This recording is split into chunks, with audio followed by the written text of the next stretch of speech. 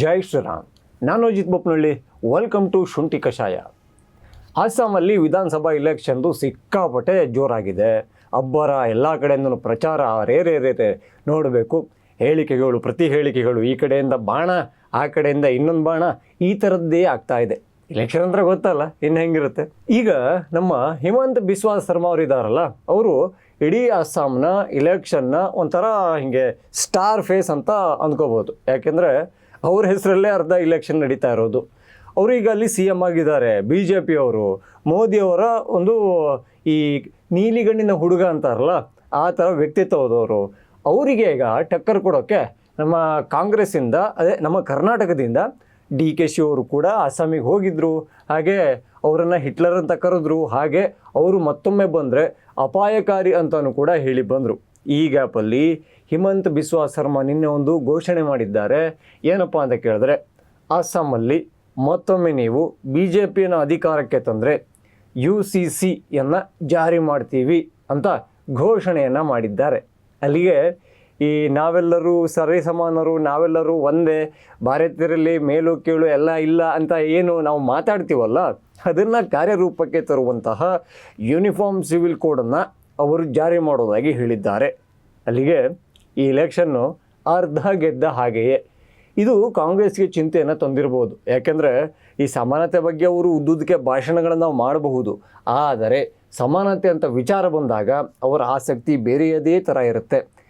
ಈ ನಮ್ಮ ರಾಹುಲ್ ಗಾಂಧಿ ಅವ್ರನ್ನೇ ನೋಡಿ, ಎಲ್ಲಿಗೆ ಹೋದರೂ ಕೂಡ ಜಾತಿ ಜಾತಿ ಜಾತಿ ಅಂತಲೇ ಮಾತಾಡೋದು. ಎಲ್ಲಿ ತನಕ ಅಂದರೆ ಪತ್ರಕರ್ತರಲ್ಲಿ ಜಾತಿಯನ್ನು ಹುಡುಕ್ತಾರೆ, ವಿಶ್ವಸುಂದರಿಗಳಲ್ಲಿ ಎಷ್ಟು ಜನ ದಲಿತರು, ಆದಿವಾಸಿಗಳಿದ್ದಾರೆ ಅಂತ ಕೇಳ್ತಾರೆ, ಡಾಕ್ಟ್ರುಗಳಲ್ಲಿ ಕೇಳ್ತಾರೆ, ಹಾಗೆ ನಮ್ಮ ಈ ಬಜೆಟನ್ನು ಮಾಡ್ತಾರಲ್ಲ ಅದರಲ್ಲಿ ಎಷ್ಟು ಜನ ಅಂತ ಕೇಳ್ತಾರೆ. ಹಾಗಂತ ಡಾಕ್ಟ್ರ್ ವಿಚಾರಕ್ಕೆ ಅವರು ಜಾತಿಯನ್ನು ಕೇಳಿರಬಹುದು. ಬಟ್ ಅವರ ತಾಯಿಗೇನೋ ಹುಷಾರಿಲ್ಲ ಆಗಿದ್ದಾಗ ಮೊನ್ನೆ ಸೋನಿಯಾ ಗಾಂಧಿ ಅವರಿಗೆ ಯಾವ ಜಾತಿ ಡಾಕ್ಟ್ರು ಟ್ರೀಟ್ಮೆಂಟ್ ಮಾಡ್ತಾ ಇದ್ದಾರೆ ಅನ್ನೋದನ್ನು ಇವರು ಕೇಳಿದ್ರಾ, ಅಥವಾ ಜಾತಿ ಆಧಾರದ ಮೇಲೆ ಡಾಕ್ಟ್ರ್ ಆದವ್ರ ಹತ್ರ ಇವರು ಹೋಗಿದ್ರಾ? ಈ ಪ್ರಶ್ನೆ ಎಲ್ಲ ಕೇಳಂಗಿಲ್ಲ. ಸೊ ಒಂದು ಕಡೆ ಕಾಂಗ್ರೆಸ್ಸು ಜಾತಿ ಜಾತಿ ಅಂತ ಒಂದು ಮಾತಾಡ್ತಾ ಇದ್ದರೆ, ಇನ್ನೊಂದು ಕಡೆ ಹಿಮಂತ್ ಬಿಸ್ವಾ ಶರ್ಮಾ ಅವರು ನಮ್ಮನ್ನು ಅಧಿಕಾರಕ್ಕೆ ಮತ್ತೊಂದು ಸಲ ತಂದು ಕೂರ್ಸ್ ನೋಡಿ, UCC ತರದೇ ಇದ್ರೆ ಹೇಳಿ ಅಂತ ಜೋರಾಗಿ ಹೇಳಿದ್ದಾರೆ. ಅಲ್ಲಿಗೆ ಅಸ್ಸಾಮನ್ನು ಇನ್ನೊಂದು ಸಲ BJP ಬಾಚಿಕೊಳ್ಳುತ್ತೆ ಅನ್ನೋ ಲೆಕ್ಕಾಚಾರಗಳು ಶುರುವಾಗಿದೆ. ಬಟ್ ರಿಸಲ್ಟು ಬಂದ ಮೇಲೆ ಗೊತ್ತಾಗಬೇಕಲ್ಲ. ಏಪ್ರಿಲ್ 9 ಎಲೆಕ್ಷನ್ನು, ಅದಾದಮೇಲೆ ರಿಸಲ್ಟು. ಈ ಗ್ಯಾಪಲ್ಲಿ ಅಷ್ಟು ದಿವಸ ಪ್ರಚಾರವನ್ನು ಹೆಂಗೆ ಮಾಡಲಾಗ್ತಾ ಇದೆ ಅಂದರೆ, ಅಲ್ಲಿ ಮಳೆಯಲ್ಲೂ ಕೂಡ ಹಿಮಂತ್ ಬಿಸ್ವಾ ಶರ್ಮಾ ಅವರ ರ್ಯಾಲಿಯನ್ನು ನಿಲ್ಲಿಸಲಿಲ್ಲ. ಸೊ ಎಲ್ಲಿ ಹೋದರೂ ಕೂಡ ತುಂಬ ಪ್ರೀತಿಯಿಂದ ಅವರಿಗೆ ಮಾವ ಮಾವ ಅಂತ ಕರೀತಾರೆ. ಅಷ್ಟೊಂದು ಪ್ರೀತಿಯನ್ನು ಗಳಿಸಿಕೊಂಡಿದ್ದಾರೆ. ಕಾಮಿಡಿಯನ್ ಗೊತ್ತಾ, ಅವ್ರ ಪಾಪ ಕಾಂಗ್ರೆಸ್ ಪಕ್ಷದಲ್ಲಿದ್ದವರು, ಕಟ್ಟರ್ ಕಾಂಗ್ರೆಸ್ಸಿಗರಾಗಿದ್ದರು. ಆದರೆ ಈ ಮನೆಯಲ್ಲಿ ಸಾಕಿರುವಂತಹ ನಾಯಿಗೆ ಕೊಡುವಂತಹ ಟೈಮನ್ನು ಇವರಿಗೆ ಕೊಟ್ಟಿದ್ದಿದ್ರೆ, ಭೇಟಿ ಆಗೋಕ್ಕೆ ಹೋದಾಗ ಅವರು ಪಕ್ಷದಲ್ಲೇ ಇರ್ತಿದ್ರೇನೋ. ಆದರೆ ಅಸ್ಸಾಮಲ್ಲಿ ಇಡೀ ಕಾಂಗ್ರೆಸ್ಸಿಗೆ ಚಪಡಿ ಕಲ್ಲೆ ಎಳೆದು ಗೋರಿಯನ್ನು ಕಟ್ಟಿರುವ ಖ್ಯಾತಿ ಈಗ ಕಾಂಗ್ರೆಸ್ನಿಂದ ಹೋಗಿರುವಂತಹ ಹಿಮಂತ್ ಬಿಸ್ವಾ ಶರ್ಮಾ ಅವರಿಗೆ ಸಲ್ಲುತ್ತೆ. ಹಾಗೆ ಅವ್ರನ್ನ ಕಳಿಸ್ಕೊಟ್ಟಿದ್ದ ಖ್ಯಾತಿಗೆ ನಮ್ಮ ಕಾಂಗ್ರೆಸ್ ಅವರು ಭಾಜನ ಆಗಲೇಬೇಕು. ಅವರಿಗೊಂದು ಥ್ಯಾಂಕ್ಸನ್ನು ಹೇಳೋಣ.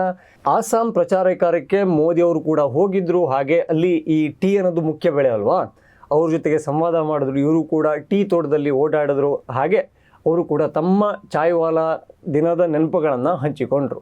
ಸೊ ಈಗ ಮೋದಿಯವರು ಇದ್ದಾರೆ, ಮೇನಾಗಿ ಹಿಮಂತ್ ಬಿಸ್ವಾ ಶರ್ಮಾ ಇದ್ದಾರೆ, ಜೊತೆಗೆ ಕಾಂಗ್ರೆಸ್ ಗಟ್ಟಿಯಾಗಿಲ್ಲ ಅನ್ನೋದೇ BJPಯ ದೊಡ್ಡ ಒಂದು ಶಕ್ತಿ ಅಂತ ಅಸ್ಸಾಮಲ್ಲಿ ಕರಿಬೋದೇನು.